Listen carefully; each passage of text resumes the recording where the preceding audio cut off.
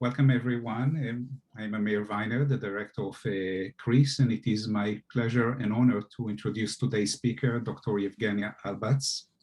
Dr. Albats is one of the best known investigative journalists in the Russian Federation nowadays, a political scientist, author, and radio host. Over the last decade, she's been the CEO and the editor-in-chief of Novaya Vremya, the New Times, and the host of Absolute Albats in Echo Moskvi. Both are one of the some or two of the remaining independent liberal media outlets in the Russian Federation nowadays. If there is one common feature to her journalistic activities, is that Yevgenia Albats has always spoken truth to power, and for this we are all a great gratitude. Dr. Albats earned her PhD in political science from Harvard University in 2004 and has taught courses in Moscow Higher School of Economics, Yale University, and most recently in the University of Michigan. She is the author of several monographs. The best known is, of course, The State Within State, History of the Continuous Grip on Power of the Political Police from the late Soviet era to present day Russian Federation, which is also her topic today. One word about our procedure today. After I will hand over to Dr. Albats, then of course she will proceed with her talk, and we'll move to questions and answer. Please type your questions into the questions and answer app, and I will convey them to Dr. Albats. Dr. Albats, you're most welcome. Thank you so much, Amir. It was great pleasure. It is my great pleasure to speak to such a respectable audience at Stanford University. I was, I believe, once or twice at Stanford. It's a beautiful campus and a very good crowd, and it's always great to be here. I would like to extend my gratitude to Professor Amir Weiner, as I said, and to the Center for Russian and European and Eurasian Studies of Stanford, and to the entire Stanford scholar community for invitation to give a talk to this audience. The topic of my talk is rather unfortunate for us, citizens of Russian Federation. It is the institutional persistence, or as Professor Weiner put it, the enduring legacy of the Soviet security organs, which were first created under acronym VCK in late December of 1917, 2 months after the event which became known in the Soviet mythology as Great October Socialist Revolution. To be here in the history of Russia, the political police have traditionally played a major role. This was the case with Tsarist Russia's third department of His Imperial Majesty's own chancellery, which spied on those with dissenting views in the Tsarist Empire. The tradition, despite of discontinuation of the previous regime, was carried on by the VCK. The VCK is the acronym for all Russian Extraordinary Commission for Combating Counter-Revolution and Sabotage. And with the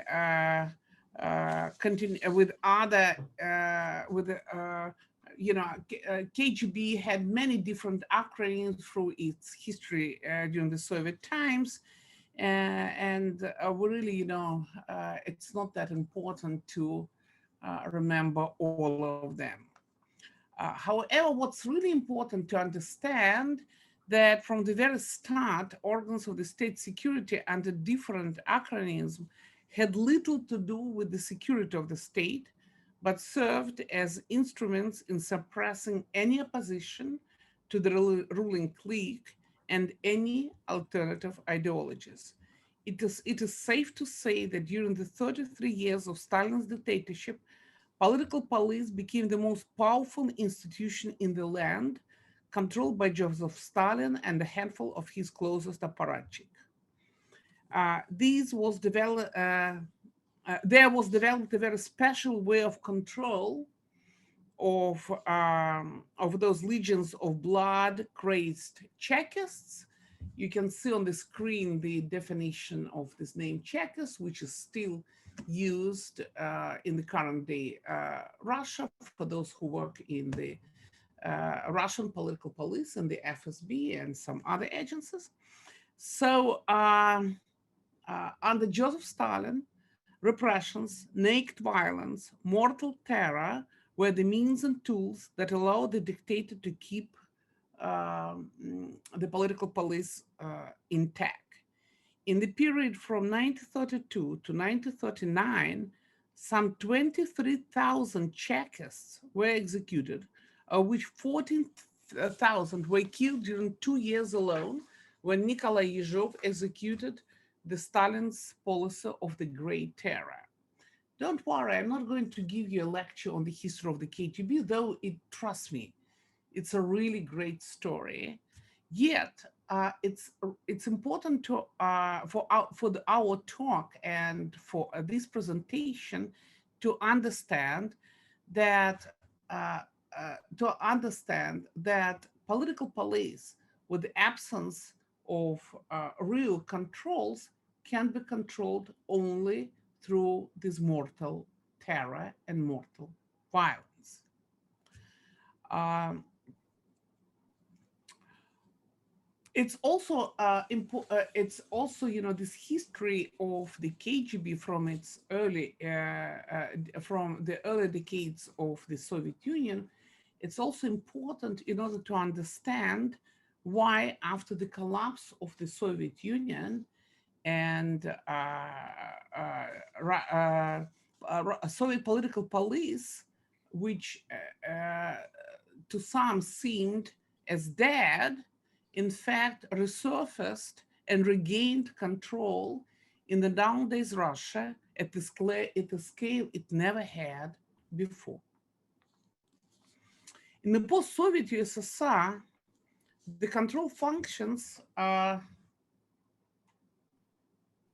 So here you see, I just outlined the most important spheres of control and responsibility the different KGB departments of the USSR had. If you compare these to the intelligence community in the United States, then in 1991, this amount of functions were conducted in the States by the community of 28 different agencies. Nowadays, you have 17 agencies. Of course, the 17th one is the one that is responsible for the cyber warfare. This kind of facilities were not available back in 1991.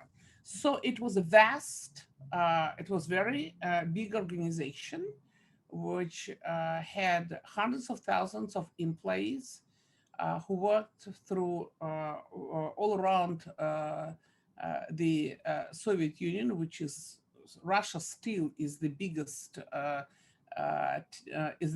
biggest country in terms of land. Back then, it was even bigger, and it had the population of 300 million people, and they had a hell of a lot of things to do.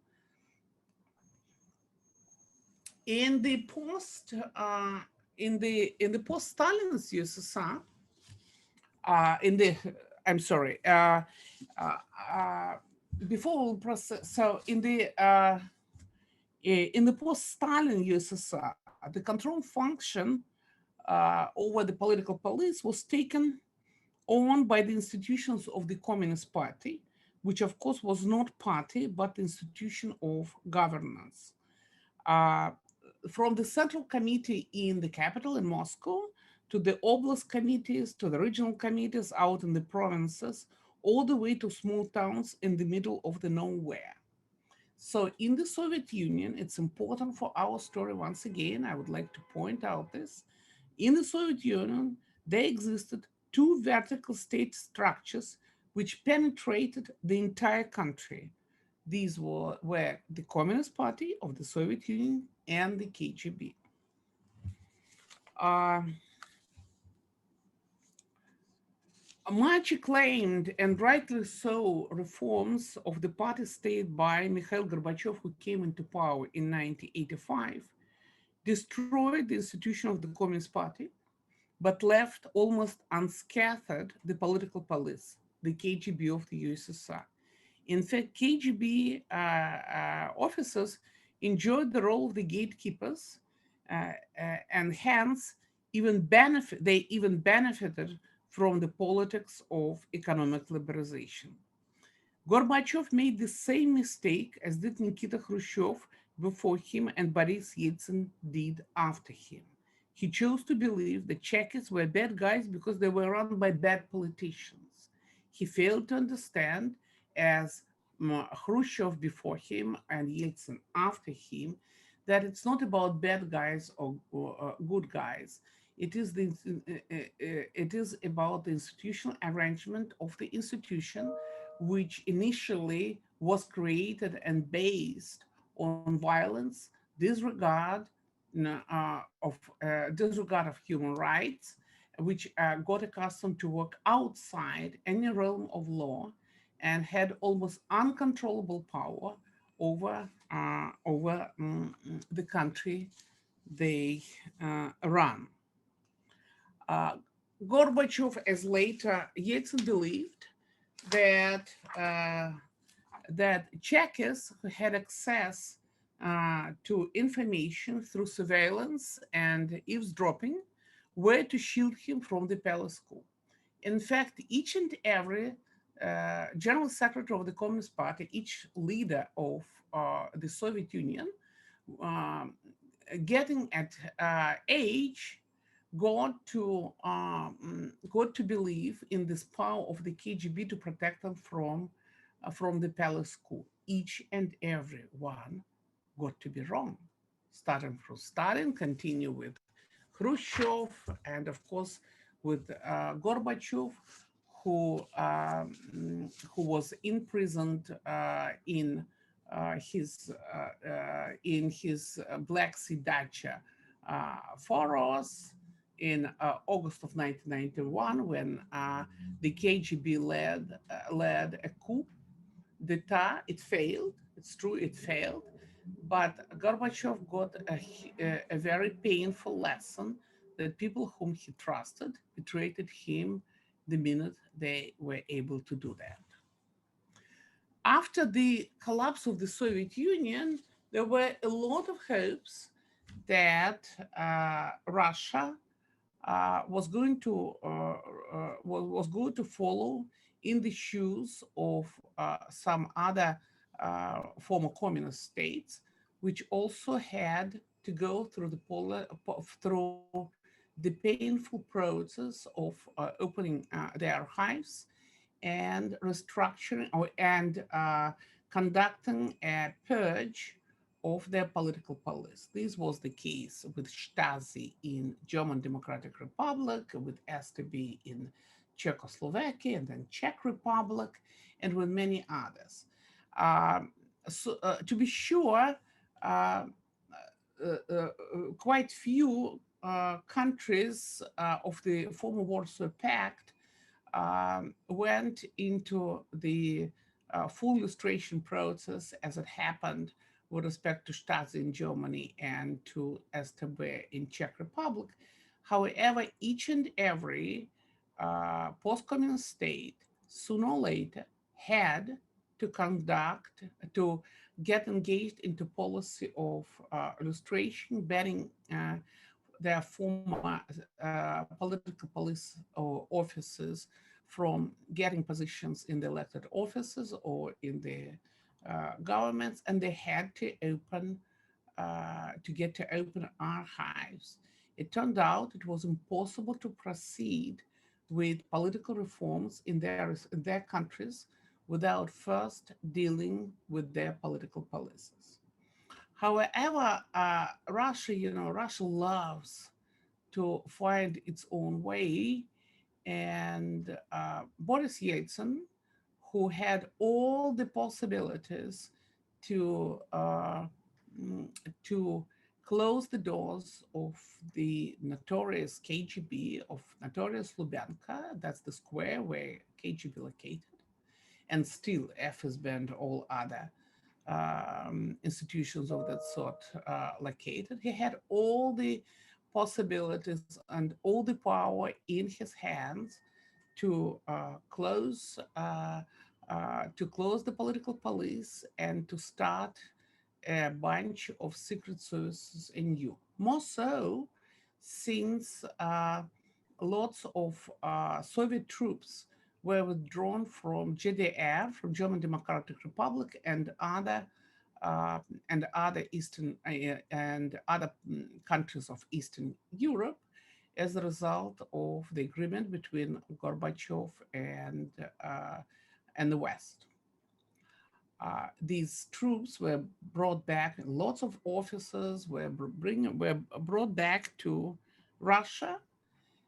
They had no jobs. They really had no ways of making, any decent salaries. And there were quite a few people among Yeltsin's entourage who were trying to convince Boris Yeltsin that his best bet was to hire new people, new officers for the new Secret Service. Unfortunately, Yeltsin, as it happened time and again with the Soviet leaders, and he believed that KGB was bad because there were bad predecessors, because, bad politicians ran them in a bad way.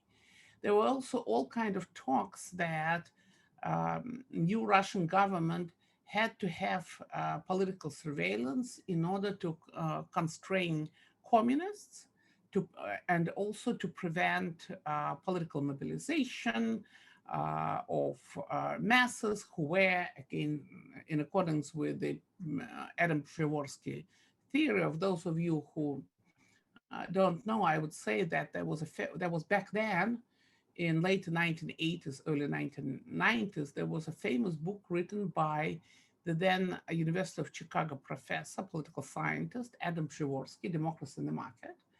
And basically, Przeworski claimed that that population of post-communist countries in transition, in most countries, won't be able to tolerate the burden of the reforms, and sooner or later, there will be popular uprisings or mass mobilizations, which were to be used by army people or by hardliners, former communists, who were going to come back and reverse the process of democratization and economic reforms. It turned out to be totally wrong. It never happened. Yes, in many countries of post-communist Europe, communists won elections in the mid of 1990s. However, they never returned back to the previous politics. They turned out to be social democrats, and pretty soon, there was ongoing elections. The majority of East European countries, they chose parliamentary democracies as a form of government, and that helped and that type of republic didn't allow for one man to stay in power forever, as it happened in Russia after 2000. So anyway, there were change of hands of power, and all these fears that without political police, that were going to be impossible to conduct political economic reforms in the post-colonial world, they appeared to be wrong. However, Unfortunately, Russian reformers, they were the adherents of the theory that in the situation when you know, choosing between two bads, political mobilization, mass mobilization was the worst one. The fear of uprising was very severe. The fear of communists coming back was huge. And therefore, they chose to leave the same checkers in their offices.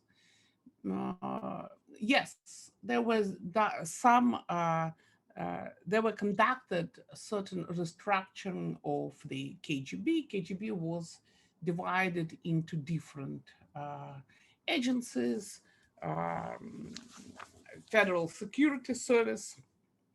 The column on the left, you can see the kind of responsibilities and functions that were carried on by the Federal Security Services, predominantly counterintelligence. There was agency, Federal Agency of Governmental Communication Information, FAPSI, which combined several directorates of the former KGB, which dealt with all kind of communications, information collections, codes, and etc. Also separate, also foreign intelligence under the acronym SVR, which stands for Service uh, foreign intelligence, basically. Um, and by the way, by now it's the only former KGB directorate which also which keep his more or less independence from the rest of the KGB, former KGB agencies. And also there was another agency which at some period of time became quite important, Federal Protective Service, which was responsible for the leadership protection, governmental communication, construction of presidential special facilities. At some point, during the first Yeltsin's term, at the first part of 1990s, Federal Protective Services was almost some sort of a mini KGB. There was a Yeltsin's former bodyguard, Korzhakov, who was trying to turn it into some sort of a mini KGB. It got a lot of very good equipment. By then, it was easy to buy all kind of surveillance equipment, communication equipment in the West, so it was pretty well stuffed. Or I'm sorry, somehow we got into Putin's. Yes, that's the so KGB restructuring after the collapse of the Soviet Union. Also, border troops, Federal Border Service, as well as coastal protection, etc. This also became the separate agency, not for long, not for long. So it stayed like that until 2001. And during these first 10 years of post-Soviet Russia, different departments and agencies of the former KGB were akin to business conglomerates competing with each other, and they were trying, they were always underfunded, and therefore they were ready to sell their services to the emerging big businesses, which became known as oligarchical businesses, and which were ready to pay for collecting, for the services of collecting information. And especially the former KGB guys were very useful when it came to getting any dirty information on competitors or political competitors or economic competitors that competed with each other in the post-USSR Russia. Uh,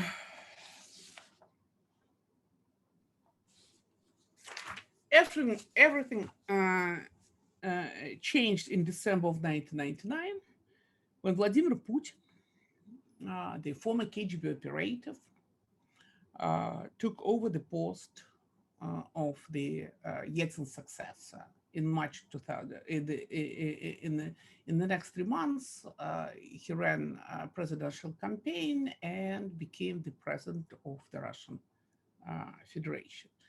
Putin himself, there were a lot of legends, myths exist surround Putin's career inside the KGB.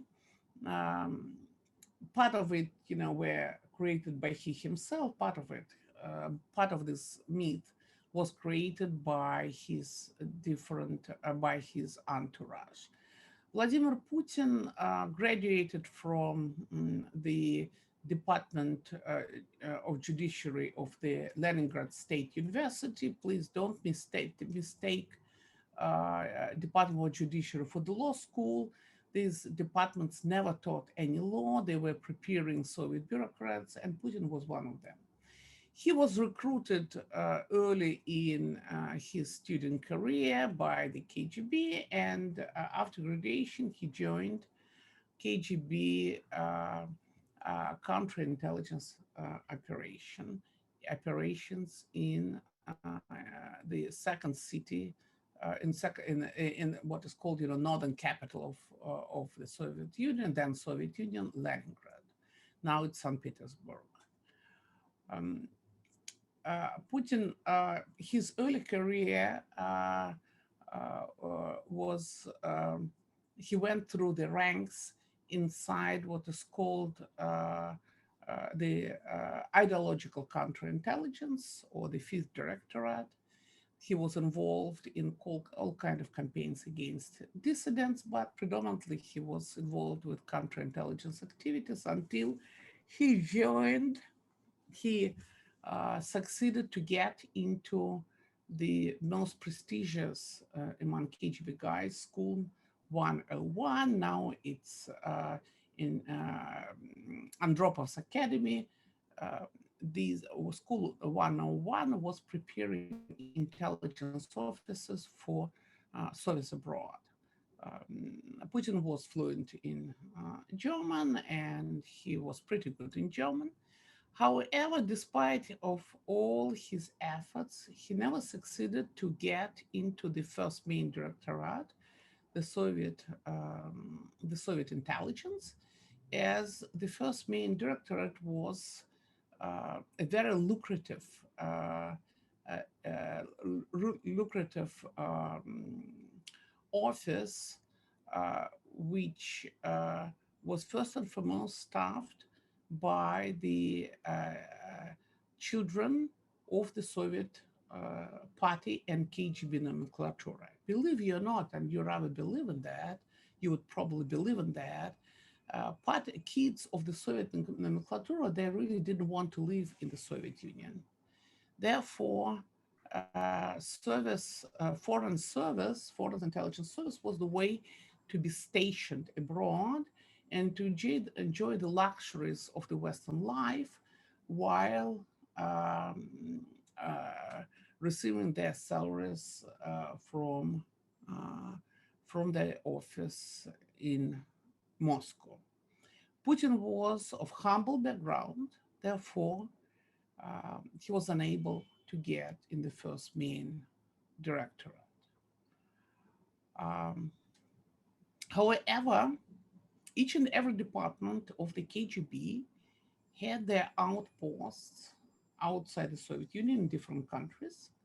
So Vladimir Putin, after graduating from the Intelligence School 101, he was sent to Dresden, which was the second biggest city in the German Democratic Republic. That was the position that was secured by the personal department of the KGB. It wasn't a very good posting as uh, the main offices of the Soviet intelligence in Germany, and they located in Karlhorst. That was the locality in Berlin, where Stasi headquarters were, and also where the headquarters of the Soviet intelligence and Soviet intelligence operations throughout Europe were located. However, as GDR was getting the period of disarray, and Stasi headquarters were stormed in Berlin and later on in Dresden, Putin also, according to the available sources, was fulfilling certain duties for the Department C of the first main directorate. Department C, it's legals. It means that he was probably, we can guess, was transferring certain information to those illegals who were left in Germany after the collapse of the total regime in German Democratic Republic. We know that uh, this operation wasn't exactly successful. Many of those who were recruited back then were disclosed by the uh, German counterintelligence after the reunification of two Germans. But that's another story for some lecturer. I'm not one of them. What's important for our purpose is that, for the purpose of this talk, is that Vladimir Putin returned from Germany, and he got in rather unfortunate situation. The then deputy head and then head of the first main directorate, Soviet intelligence, General Leonid Shebarshin, he refused to hire him to place him in the intelligence. So once again, Putin didn't get in the directorate he dreamed about. As a result, he got a position as the assistant to the dean of the Leningrad State University. That was position assigned to usually retired or KGB officers or failed spies. They were responsible for conducting surveillance of students and professors and then businessmen who were coming to Leningrad.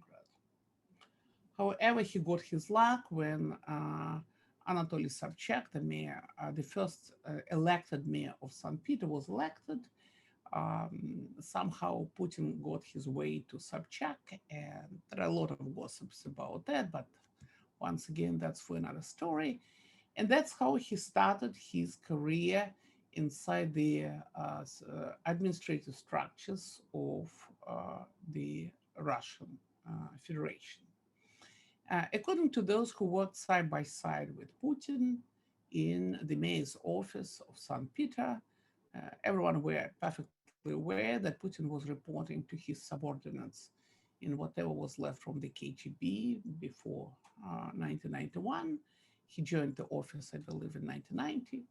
Anyway, so, and then, he became a really important man. He was responsible for foreign affairs in St. Peter, and St. Peter is a port city, so there were plenty of businesses coming through the port.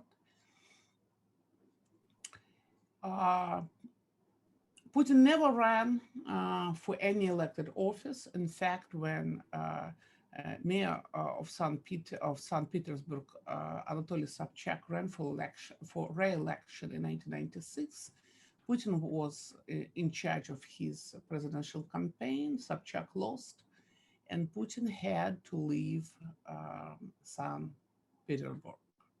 Several people, Putin's assistant at that time, through all his years while in the mayor's office in St. Petersburg, his assistant was Igor Sechin, now one of the most notorious and the richest man in my part of the world, if not in the world. He's the CEO of the biggest oil monopoly, state-owned monopoly, Rosneft.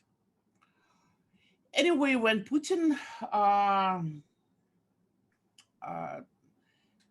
there was, he's a really lucky man. Putin tried to get a job inside the Yeltsin's presidential administration. He failed time and again. Then he was hired.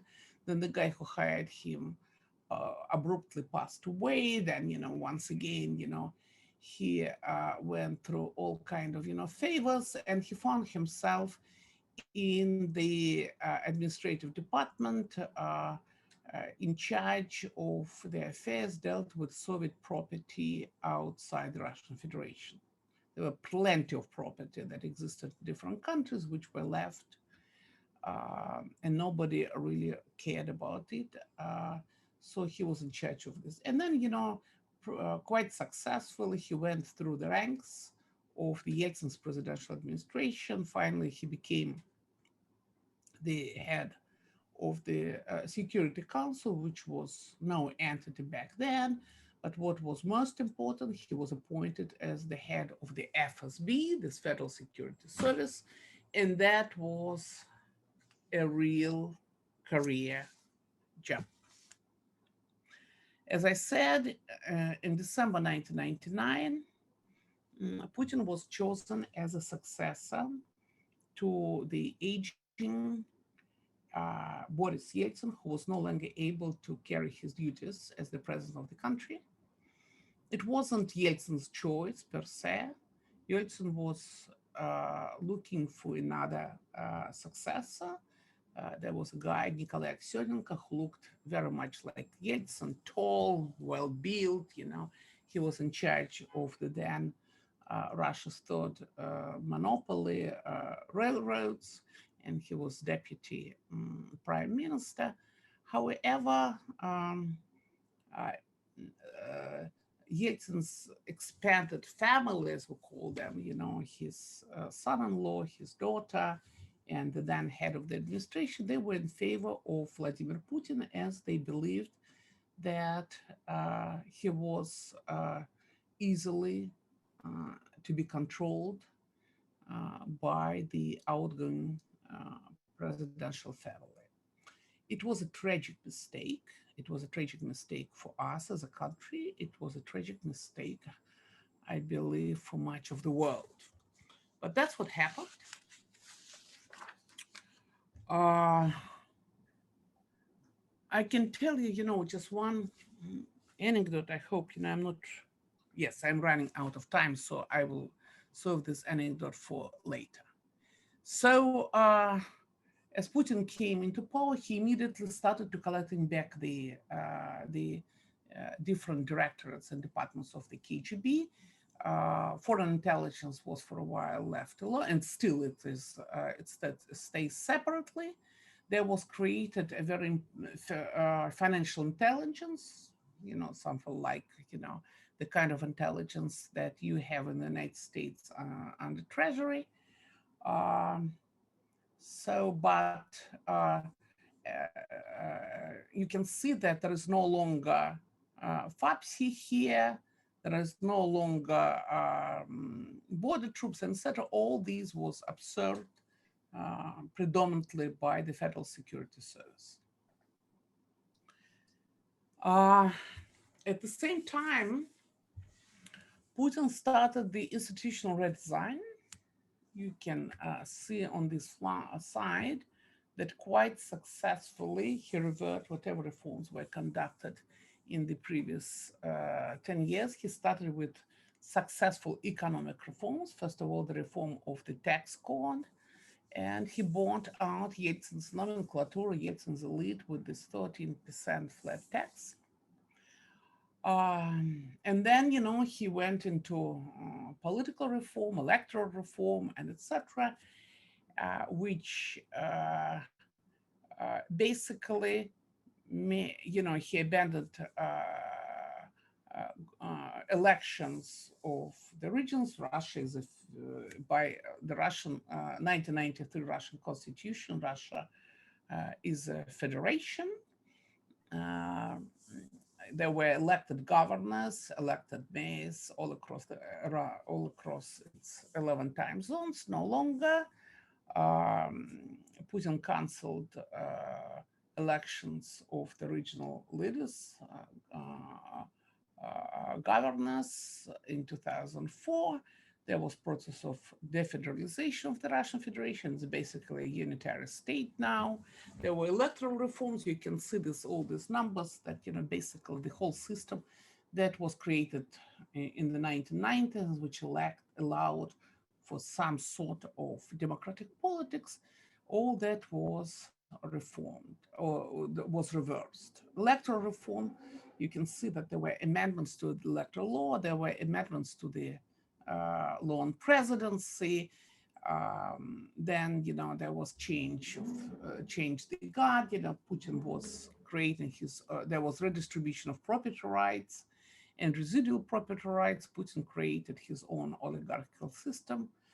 He went also in the process of renationalization of the economy via so-called state corporations, got control over all the major TV networks, and finally ended up in 2020 with the institutional redesign and constitutional self-coup, known in the countries of Latin America as autogolpe, when a sitting president who came into presidency via legal means changes constitution and turns himself basically into dictator. Putin totally destroyed with these amendments to the Russian constitution. Putin totally destroyed the separation of different branches of government. Basically, there is just one branch of government left, which is, author executive. Everything else is just a mimic of what it used to be or what it should be. Putin has control over the legislature, over the cabinet, over the constitutional court of the Russian Federation, which is the high court in the land. And basically, he has pretty much dictatorial powers right now. But what was more, why it became, the reason why it became possible was that he successfully promoted graduates of the KGB into all offices of the Russian Federation. He started with the gubernatorial offices back in 2001, 2002, and then, and they, by 2012, KGB graduates became the main personal reserve for any positions in the agencies and all kinds of administrations, whether federal or regional. You can see that, you can see that in 2002, 2 years after Vladimir Putin became president, bureaucrats in the uniform, that's, former KGB guys or GRU guys or military guys, they had control of more than 58% of all posts in the administration of the president and almost 33% of the apparatus of the central government. That was the beginning. 6 years later, by the end of the Putin's second term in office, former KGB GRU, that's military intelligence, army, and police operatives, were picking all the corridors of power, whether central or local. They accounted for 66.7% in the administration of the president, almost 40% in the central government, 1/5 of all governors across Russian Federation, and etc., etc., etc., etc. No, it's not the end of the story.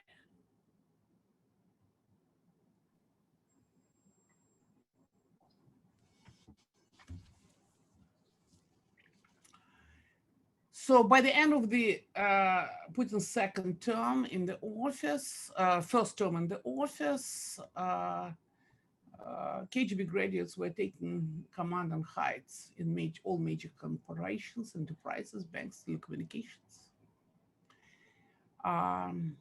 There was intermission, as you know, when Dmitry Medvedev pretended to be a president of the Russian Federation, while Putin pretended to be the prime minister of the Russian Federation. Russia has, the Russian presidency is not the same as in the United States. Back then we mimicked, Russia mimicked the constitution of the French Fifth Republic. So the office of the president and the office of the prime minister, these are two different offices. In fact, so anyway, they were introduced when Putin returned back in Kremlin as a president. They were introduced so-called смотрящие, the direct translation watching. This is, control officers of the FSB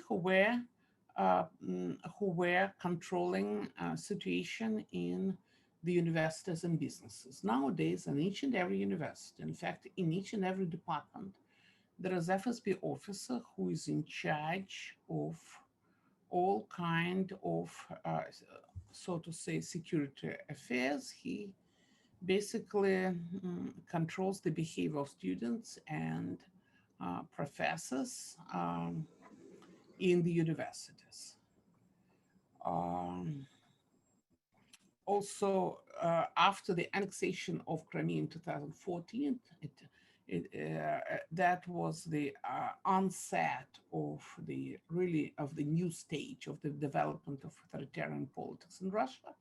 It turned into profound elite repressions from 1 to 2% of all governors and mayors, of all governors, and from 3 to 4% of all mayors and city administrators are jailed each year. By 2015, as you can see, all key positions in the Russian Federation were taken by the graduates of the KGB. These were President of the Russian Federation, Chief of his staff, Speaker of the Parliament, 10 members of the cabinet, at least 25 deputies to the heads of various federal agencies, 10 chief executive officers of the major state-owned corporations, companies, banks, and financial institutions. I call it Putin's silent coup. It wasn't very silent. Somehow it just went unnoticed for many outsiders. However, here in Russia, it was very clear that the corporation of the political police officers, the corporation, Czech's corporation, took over the country. It is a very new situation, even for Russia. For the first time in our history, the political police is not just an instrument of power, as was the case during the Tsarist era or in the USSR. For the first time, the political police have become power in itself, its essence, and its being.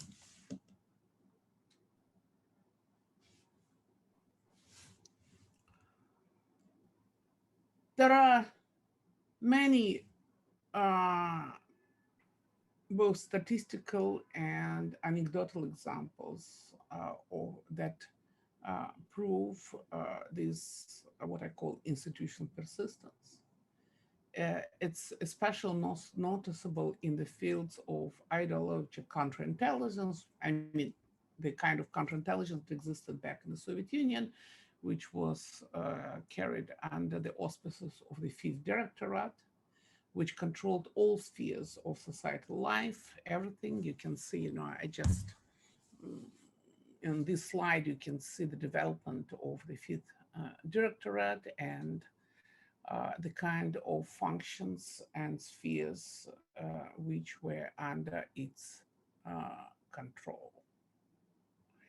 in 1989 uh, as the outcome of the politics of glasnost and openness. The notorious Fifth Directorate, which was responsible for jailing many best people, intellectuals, writers, scientists like Andrei Sakharov and etc. This notorious Fifth Directorate was renamed and got the name of Department Z, meaning the Department for the Protection of the Constitutional System. Z stands for the Russian word защита, to protect. Then in 1998, there was created a so-called second service. And inside the second service, there's the same department for the protection of the constitutional system, Department Z, which nowadays enjoys surveillance and control over all the political parties, NGOs, associations, universities, media, hospital, libraries, and etc. Whenever you hear about some journalist or some university professor or some politician got in jailed or got in trouble or was forced to emigrate, etc., all these cases are conducted by this famous service number 2, second service, which is run by General Serov, one of the most powerful men in the land.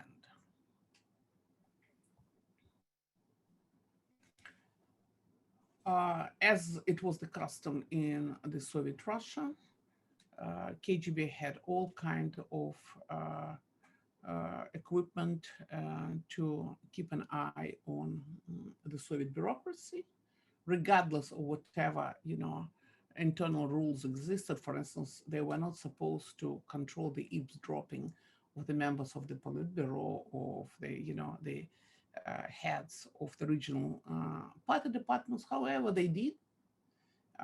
We know through the documents that became available after the collapse of the Soviet Union that in the perestroika years, KGB successfully keep an eye and controlled telephone lines of the number 2 in Gorbachev's Politburo, Alexander Yakovlev, or the Minister of Foreign Affairs Shevardnadze, and etc., etc., etc. The same was continued during the Yeltsin's period, though these kind of services were much commercialized. Now, eavesdropping, the control over the cell phones and special communication lines, so-called VC and etc., is this service conducted through the FSB and Federal Security Office. Another vivid example of this institutional persistence, it's the practice of domestic and foreign assassinations, which became well known recently. I mean, in the world, it's this kind of activities on part of the VCK, or GPU, NKVD, and KGB. They started in 1927 when the highest office in the land back then, CIK, the Central Executive Committee, passed a law which stated, I'm sorry, no, I cannot, I can read my copy. Wait, sorry.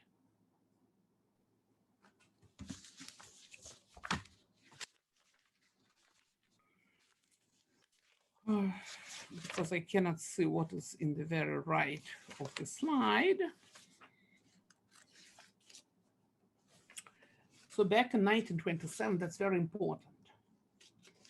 Now it has become important. I never thought, to be honest with you, 10 years ago that this story we were writing about it in Moskovsky Novosti back at the end of the perestroika times, and now it's back important that there was the state decree which decreed, quote, persons who refuse to return to the USSR are outlawed.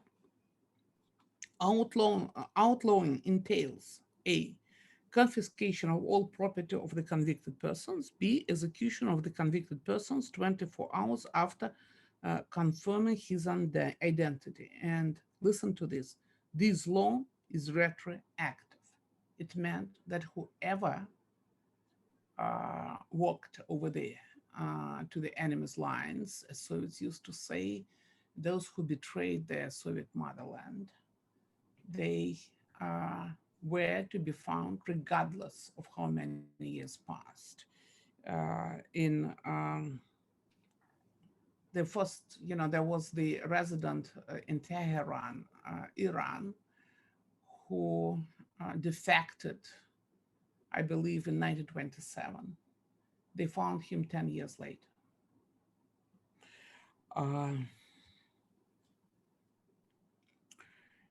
And also, there was another decree passed in 1930, Organization of the Destruction of Traitors, Defectors, and Leaders of the White Guard terrorist organizations. Anyway, there were created all kind of departments inside the foreign intelligence. It was called INA back then, and then it went under different names. So Soviets were conducting domestic and foreign associations through the entire history, especially during, of course, during the Stalin's years, under Khrushchev, under Brezhnev, Soviets helped to murder the Bulgarian dissident Georgy Markov in London in I believe it was 1978. Under Gorbachev, there were no political assassinations except for the fact that 10 spies which were betrayed by Ames, who was in charge of the Russian desk in the FBI, I believe, they were called back to Moscow and shot. In the current Russia, during the Yeltsin's period, during the 10 years of post-communist Russia, there were no practice, at least I haven't heard about the practice of political assassinations, domestic or foreign, conducted by the state. There were assassinations conducted by different oligarchs or by different criminal groups, but not by the state. However, with Putin back in power, apparently the practice of domestic and foreign assassinations got back on track. Foreign assassinations, as far as we know, are conducted by the officers of the military intelligence, which is called GRU. GRU pretty much was destroyed during the early 2000s, but they still run some cyber warfare, and they're in charge of foreign assassinations. And there is FSB Criminalistics Institute. It's just the name, or it's Military Unit 34435, which is responsible for domestic assassinations. That became known after Alexei Navalny, the famous Russian politician, the leader of the Russian opposition, was poisoned by the military nerve agent Novichok in August 2020. That's the investigation was conducted by Bellingcat and by Alexei Navalny himself. And finally, I know that, I'm exceeding your patience. Another example of the activities which were run by the KGB and back again around now, there's, covert actions. Covert actions became very popular in Russia as a form of conducting foreign policy, especially against the Western countries. Russian specialists interfered in different in election campaigns in different countries in Europe and in the United States. In Europe, it was France and Great Britain and Germany and Poland. Of course, you're well aware about the hacking of the portal of the Democratic Party, which pretty much led to the success of the Putin's favorite Donald Trump back in 2016. The latest cyber attacks were conducted by the cyber units of the Foreign Intelligence SVR. There was this amazing successful operation from the point of the Russian intelligence, the SolarWinds, which allowed them to place the malware in the computers of 9 American governmental agencies and endless companies. But what is very interesting, I'm coming to the end, but what I really love about my KGB guys is that they, time and again, they choose the same instruments and the same tools and even the same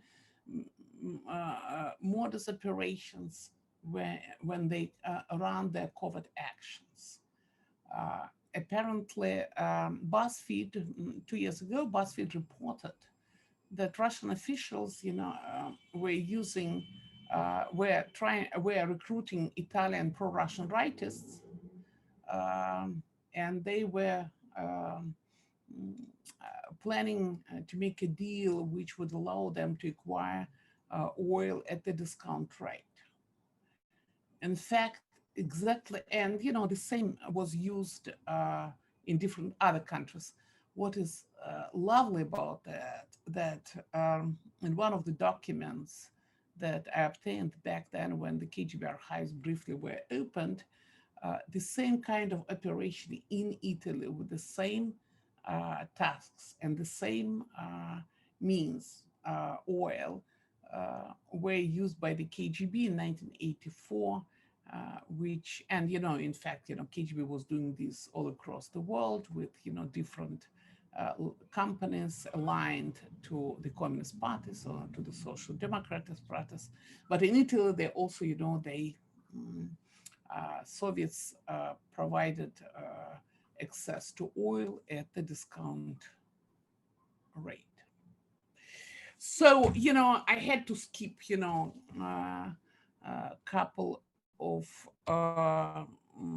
a couple of anecdotes, but if you are interested, I will be happy to answer this in our Q&A.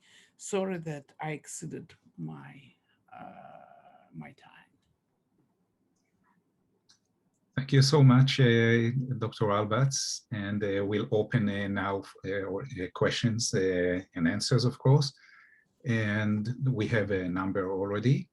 So the first question is, still after all this detailed, fantastic information, how do dictators maintain control over their political police? And that goes, of course, whether we are talking about Stalin and his successors and Putin today, how do they manage to control the very instrument that they brought to power and now you say is actually power itself? This, we can start with this. And another question that we have is, you focused on institutional history, but you also done a great social research into these organizations. How would you compare today the average political police officer to the KGBist of the late Soviet era? Is there any change in ideology, in attitude, approach, the attitude towards violence, towards the law, or is it all the same? So let's start with these two questions and we have piling more. Amir, there are several questions in those two questions. So first of all, as to the questions of oversee and control, Yes. So as I said, in the Soviet time, in the Stalinist Soviet Union, during the 33 years of Stalin's dictatorship, the control was through the mass murder, through the purges of Czechs. In fact, what was happening that um, after Stalin sacked and, of course, killed uh, his key lieutenant, the head of the VCK, VCK, Felix Dzerzhinsky died on its own, but, then the next was Minzhinsky, he also died, then was Yagoda. He sacked Yagoda, and then the layers, all top Chekists in Moscow and in the provinces were murdered. There was no, there were tribunals, but, no one cared. They were killed, most of them, they were killed even in jails.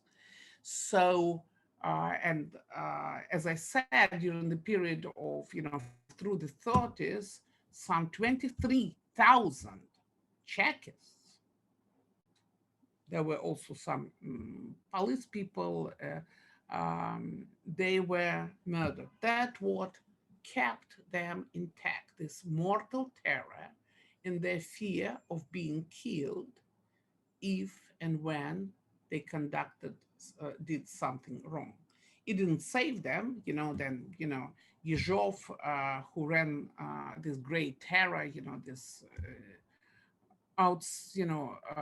unbelievable operation that allowed to kill hundreds of thousands of Soviet people and put 1,000,000 to 200,000 in the labor camps in the period of 2 years. He himself was, of course, killed, and also all his heads of all the departments, directorates, both in Moscow and some in Leningrad, as well as all across the Soviet Union. They were sacked, they were arrested and killed. So that was the way through which Stalin, and it was Stalin himself, nobody else, who was able to control Czechs.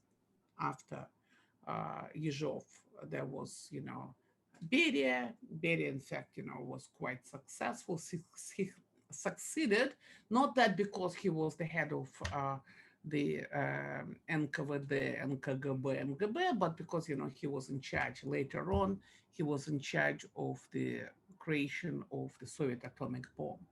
However, those who were after Beria, for instance, Abakumov was killed, Kabulov was killed, and etc. That was the kind of control that Stalin enjoyed all the way until he passed away on March 5th, 1953.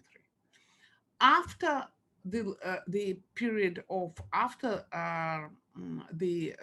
Stalin died, uh, there was the period of collegial rule of the USSR. And what was important that Khrushchev and others, they realized the kind of power that these bloodthirsty and blood-crazed Chekists had in the country. They were dead afraid for their own lives. I don't know whether you know that Stalin used to put in jails wives and children of his top lieutenants. Uh, Molotov's wife, Жемчужина Molotova, Molotov was Stalin's Minister of Foreign Affairs. She was sent to labor camp, wife of the de jure leader of the state. Stalin was the leader of the party, leader of the state. Kalinin, his wife, also was jailed. And so, and that was the practice that Stalin enjoyed. So, so therefore, under Khrushchev and Brezhnev, communist leaders were so that afraid of the NKVD and then KGB guys. Therefore, there was the infliction of the party officials in in the structures of the KGB, so to have a constant eye on the KGB guys, and it was a pretty successful practice until 1982, when Yuri Andropov, who himself was the head of the KGB for 15 years, became the member of the Politburo, and then in 1982, after Brezhnev died, he became the leader of the party. So it was a bit troubling time when, it looked like Czechs were taking over once again. However, by then, Soviet leaders were dying one after another. It was the aging Politburo. Uh, as you know, Gorbachev totally failed to put them under control, and they keep him basically. They conducted a coup. It wasn't successful coup, but this coup allowed Yeltsin to take over during Yeltsin's time. So the way of control during the post-Stalin's time was based on the ongoing competition between two vertical structures that control the Soviet Union from top down. The Communist Party of the Russian Federation, of the Communist Party of the Soviet Union, which was the form of governance, not a party, and the KGB. They were competing with each other, and that was at least some form of control. Nowadays, there is no oversee or anything like that. At least, during Yeltsin's time, these different agencies were competing with each other for resources. There was lack of funding. Country was very, very poor. Oil prices were below $10 per barrel, and they were lacking funding. So they competing with each other for budget. They were reporting to Yeltsin, but Yeltsin wasn't really that much involved. Prime Minister, the head of the government, was important for all the structures, because it was the government, the cabinet, which was distributing money to all these agencies. And there was also oversee, or at least certain oversee, from the Committee on Security of the Russian Parliament, which is the State Duma. What is important to understand that, when you deal with this lack of oversee, it's important when you have the community of different intelligence agencies who are looking after each other. That at least provides for some sort of control. And in the current days, there is no oversee and no control. The Czechs operate totally outside any laws, and they control courts. They control investigation. They themselves conduct investigation. They control investigation.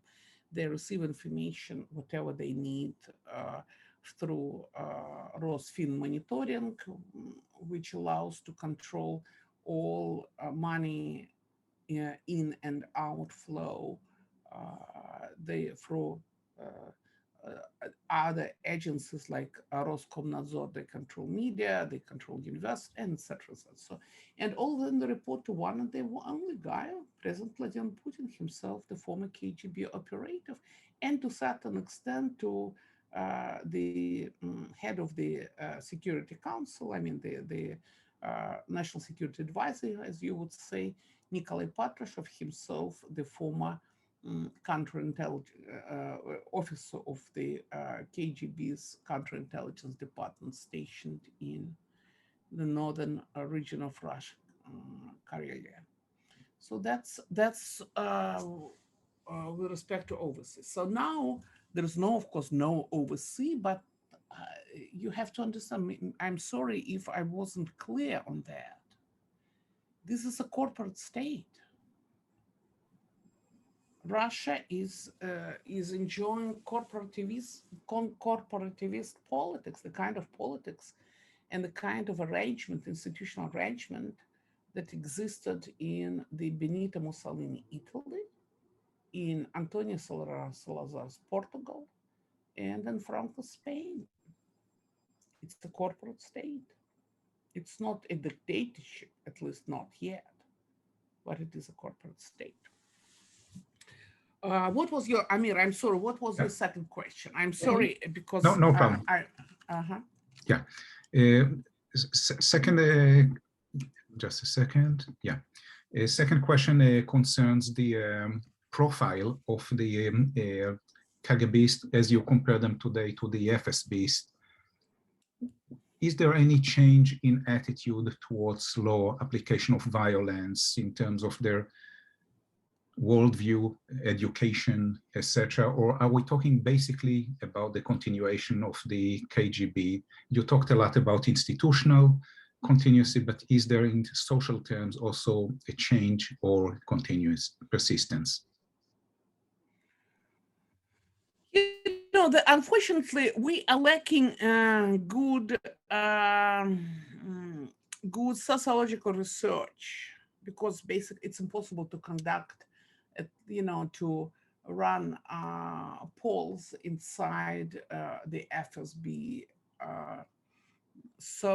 But we are more or less, we understand that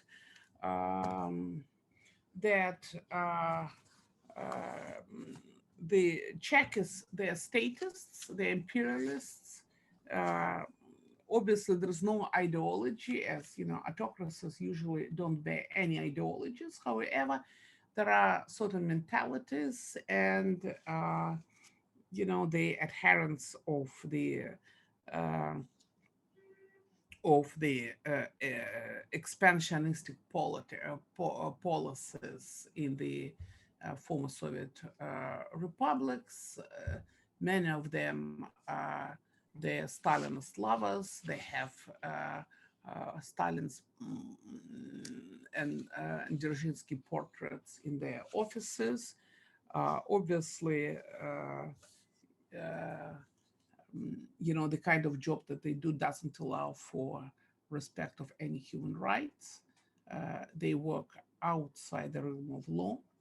I mean, they easily violate laws. But I think it's, you see, Amir, I didn't know. I mean, I knew only through the literature what kind of personalities were KGB guys under Stalin, and then later on. And they were criminals. They were bandits. There was just Nikita Petrov just published a book on Nikolai Zhov, and I spent 2 days ago, I spent the entire day reading the book. It just, it's Middle Ages. It's just barbarian state of mind, and these people were they were outlaws. They behaved as outlaws. So I was tempted to say that probably at least some of them believed in the ideas of the Bolshevik party, in the communist ideas. However, I get to doubt this, after reading what I read. So I gather that the current employees of the FSB, at least some of them, they're better educated. In fact, in the Soviet Union, the KGB Academy, it was called the High School of KGB. It was considered, there was some, at least was myth, that it provided one of the best educations in education in the country. So the current guys are there, judging by the kind of cyber attacks that SVR and GRU managed to conduct over the period of over the last years, we can see that they have quite a few very well-trained specialists in the field of the cyber warfare. And apparently they're several schools existed in different cities, especially in Novosibirsk, which which provide very good education in this field of intelligence activities. Yeah, thank you. We have another question here by Mike McFall. If you can talk, please, about tensions within the intelligence services between leaders and between different organizations. Yes, Mike, thank you very much. It's nice to know that you are somewhere, on the other side of the ocean. In fact, and, yes, in fact, there are a lot of cleavages inside the security services. For one, there is one huge difference between now and then. It is that people who run Russia now, they are billionaires, some of them millionaires, but the majority of them are billionaires, dollar billionaires. And that's a very important distinction from the kind of nomenclature that existed under Soviets. These people have vital stakes in preserving their assets. Uh, another, there is, as it's always happened, as it happened back in the KGB, the same we see in the nowadays Russia, that there is a fight, ongoing struggle, I would say, between the intelligence, people from the intelligence and people from the counterintelligence. People from the counterintelligence in general are much more conservative. They are not allowed to travel abroad since pre-Crimea times. So I believe, they were banned from traveling abroad sometime around 2012. So they don't know the life outside Russia. Whereas, of course, intelligence offices, they run many of their operations outside the Russian Federation. So at least they get to see the kind of life that existed in the democratic countries of the West. However,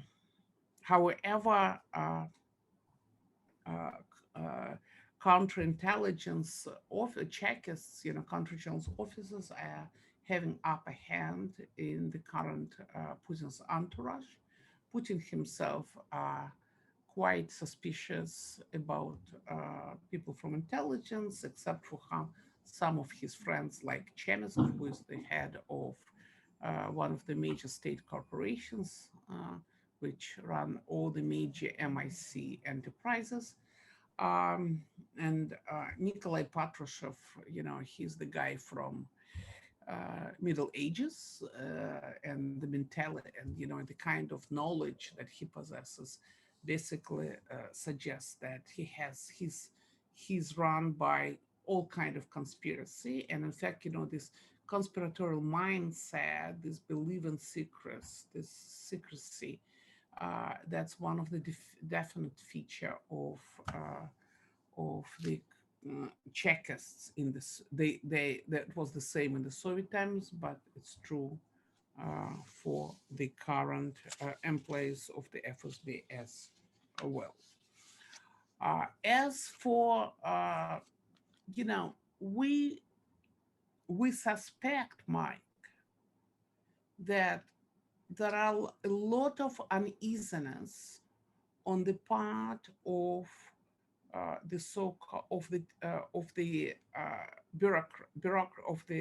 bureaucrats, those who are technocrats, those who are not in uniform and don't have epaulets. They, in the current system of governance, they're some sort of, the second-class citizens because they're not part of the corporation, they're not, part of this fraternity. So I would try to be very cautious because I really don't want to create any troubles to any of my sources. They're very concerned. many of them are quite afraid. As I said, there are growing elite repressions. So anyone can expect to get arrested any minute, and we see that's what happened um, the closest entourage of the one-time Russian President Dmitry Medvedev, um, who see his top guys either in exile or in jail. Therefore, I, I don't want to say that we're about to see the split of the elites, and we're well aware that that's how, the majority of autocracies collapse in the contemporary world. However, it seems that there are a lot of that this uncertainty, which is the main game in town now, prompts many in the top echelons uh, um, of power in Russia uh, to think about different future. There are a lot of gossips, at least there is a perception. There is a perception that Putin is very sick, and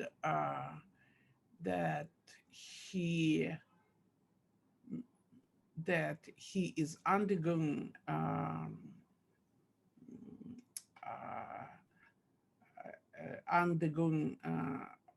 treatment, which creates all kind of side effects. He's no longer capable to control his temper. So this perception also suggests that some people in the top echelons of power are looking for a successor, though, as you understand, it is extremely dangerous for anyone even to talk about that. So I would leave it here, if you don't mind. But one thing is, they're dead afraid,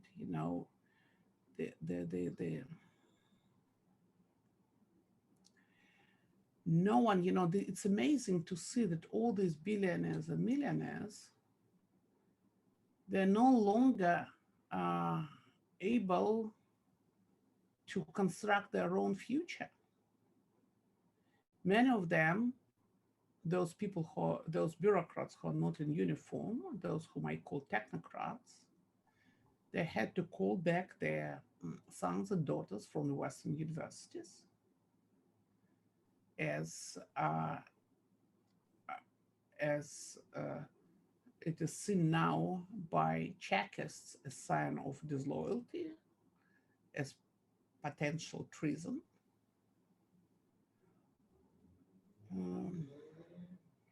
Those who still in government,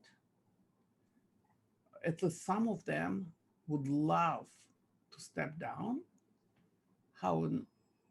However, it's no longer possible, as there is a saying in Russian, entrance costs 1 ruble, exit is twice more expensive.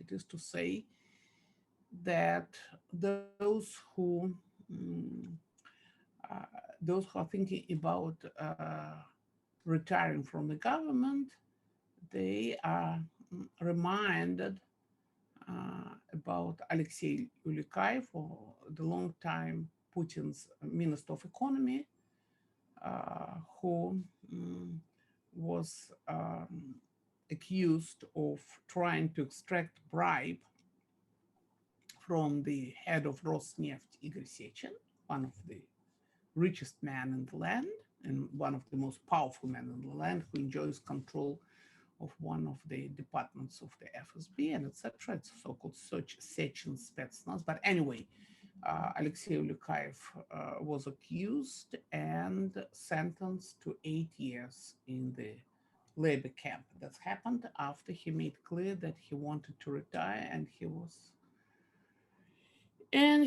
conducting unfortunate talks with his son about uh, trying to secure certain capitals in the countries, in the places outside the Russian Federation.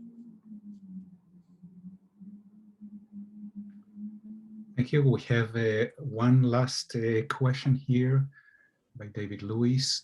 What is the intrinsic relationship between Russian enforcement and intelligence with organized crime domestically and abroad with state actors like North Korea, if there is any information about that? As far as I understand, first of all, yes, there was